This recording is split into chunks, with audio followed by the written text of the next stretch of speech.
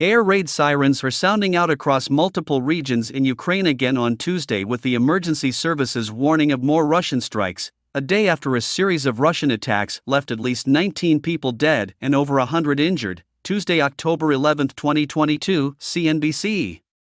Energy infrastructure in the western city of Lviv and the southern city of Zaporizhia were also targeted this morning.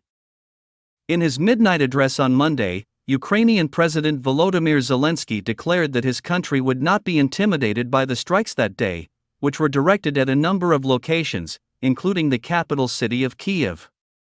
He stated that urgent work was being done to fix and restore power supplies that had been destroyed by the strikes.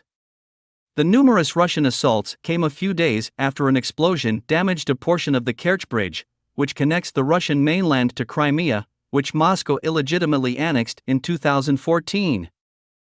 Despite the fact that the attack on the bridge was largely perceived as an embarrassment for Moscow and President Vladimir Putin, Kiev has not confirmed that it was behind it.